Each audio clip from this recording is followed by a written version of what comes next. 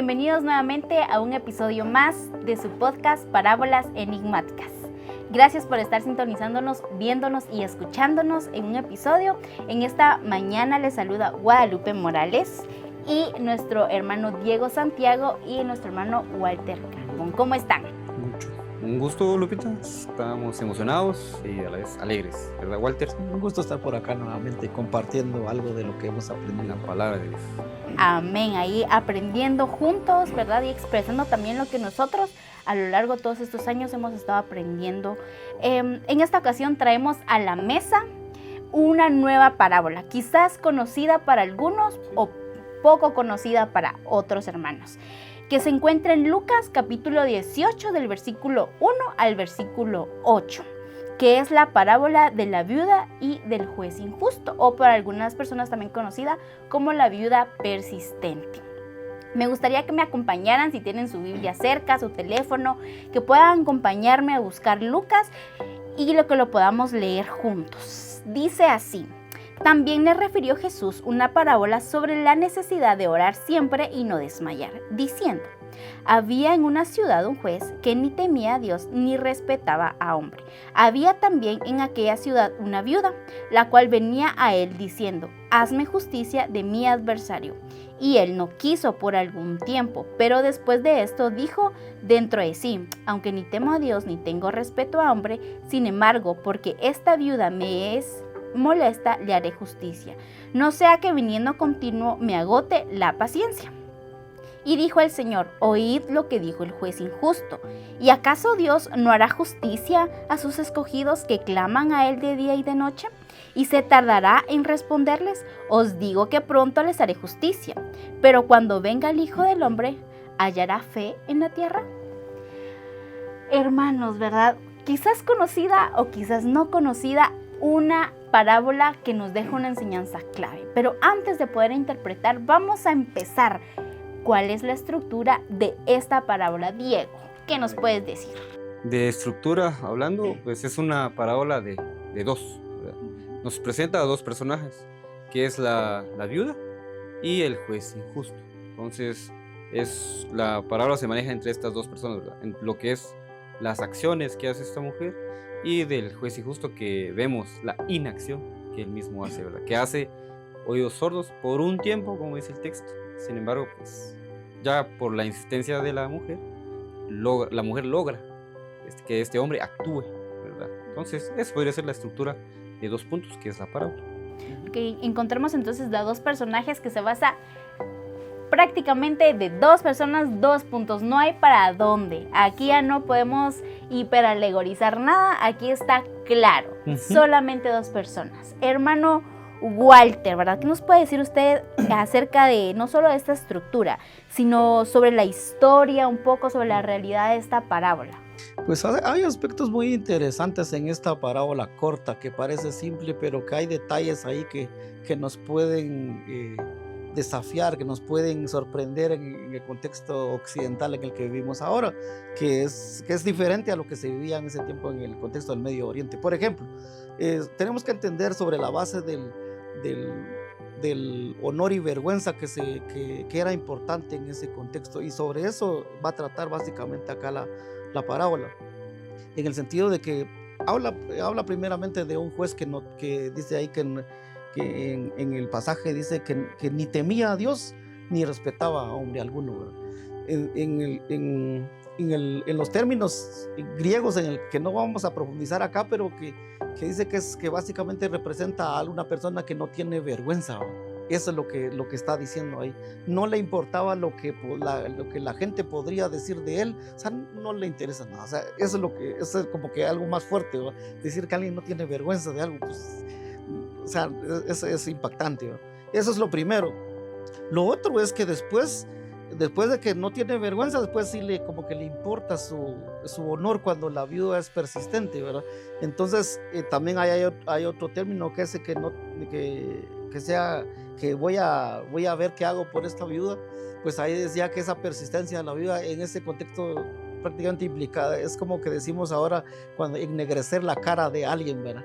mancharlo. Entonces, obviamente él temía de que fuera avergonzado públicamente por la viuda y en ese sentido, preocupado en su honor, decide mejor actuar. Entonces, esos son detalles importantes que hay. Y lo otro es, tal vez, no sé si más sorprendente todavía, de que la viuda como tal no tenía prácticamente voz en ese tiempo, en ese contexto. Las viudas como tal no tenían derechos.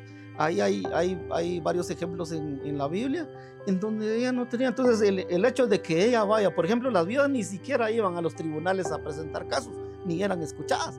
Entonces el hecho de que aquí esta viuda se presente, eso implicaba dos cosas: que no tenía esposo para empezar, y que no tenía ningún hijo varón que pudiera representarla a ella ante la ley.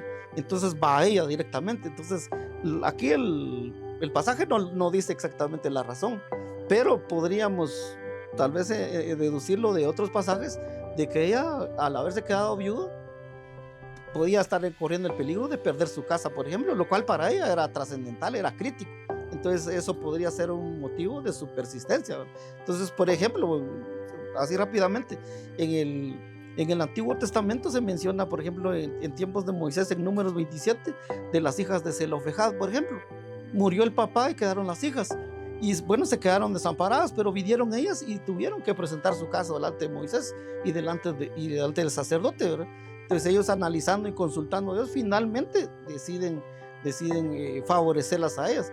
Pero no era ese el caso en el contexto en el que están presentando la parábola. Entonces son detalles ahí que nos pueden dar luz y de lo trascendente que era, y como dijera, tal vez lo poco usual, digamos, que podía ser esta situación dentro del contexto de lo que estaba explicando Jesús en ese tiempo para sus oyentes. Pero entonces, pues ya habiendo dicho esto, pues vamos a ver ahí qué podemos aprender también ya directamente del significado de la parábola.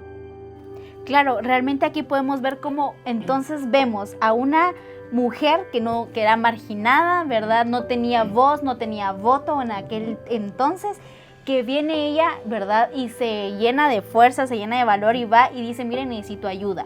Y el juez dijo: no, como dijo usted, un juez sinvergüenza, no le valió, dijo no.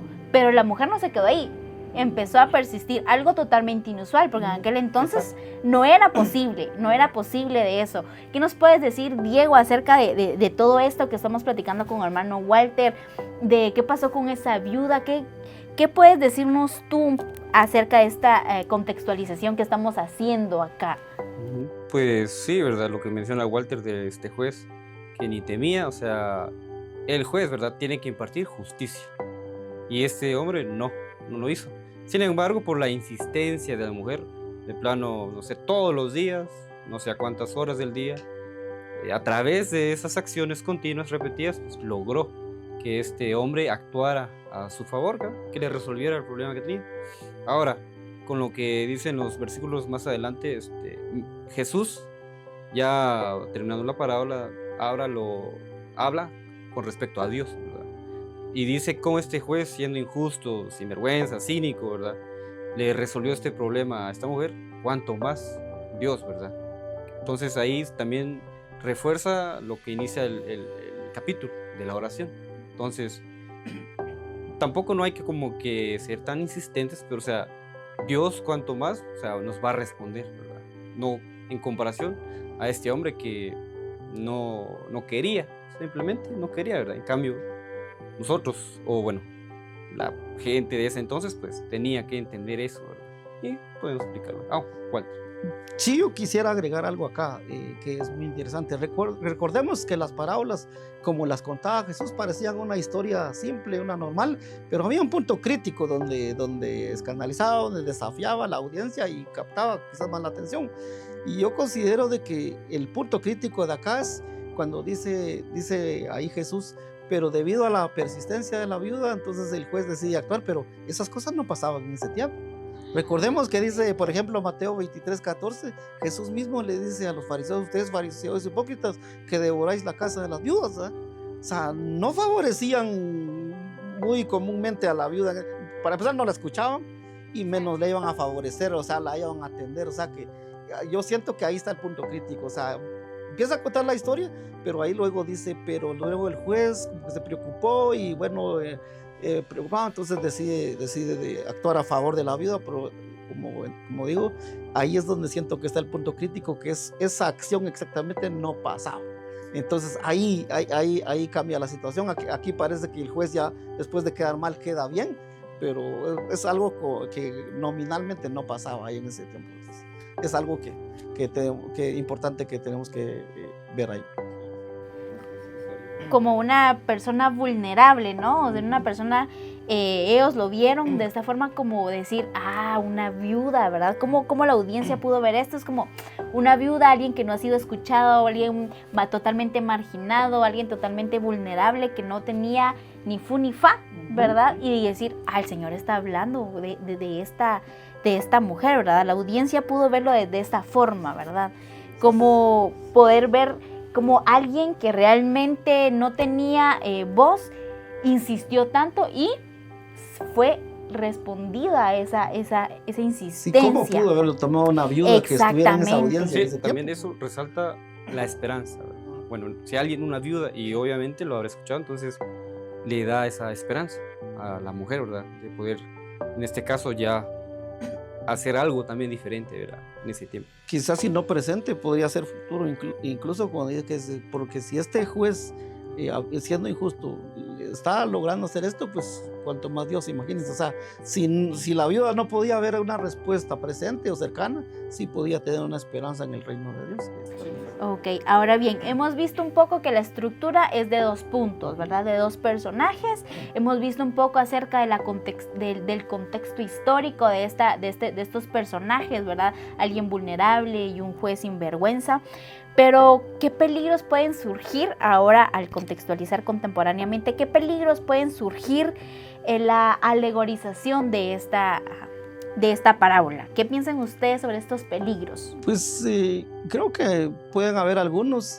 Aquí hay 2 personajes claros, una viuda y un juez, sin nombre, sin ubicación, sin etnia, prácticamente no hay mayores detalles, pero debemos de tener cuidado que hoy en día, pues como lo has mencionado, existe la alegorización. O sea, alguien puede venir y asignarle algo ahí a la viuda o al juez. Alguno puede decir el juez es Dios, pero luego dice, si este juez es injusto, o sea, Dios no es injusto, ¿verdad? Ni tampoco va a esperar que alguien le insista para él responder. Él puede hacer algo inmediato como poder tratarlo, pero no podemos como enmarcar ahí a Dios en el personaje del juez injusto. O por ejemplo, algunos aducen que la viuda, por ejemplo, es la iglesia. Entonces debemos tener algún cuidado ahí, el cuidado para no alegorizar con los personajes más de lo que ahí están, porque la viuda pues era muy conocida en ese tiempo, en ese ámbito. El juez injusto también lo era. Entonces yo creo que ahí está el detalle, de que debemos tener cuidado de no ponerle más de lo que dice ahí en la palabra. Ese es el detalle de los peligros que podemos correr. Sí, no estirar mucho la narrativa porque no da más. La Biblia se interpreta sola y ponerle más es una inmadurez, sería irracional hacerlo.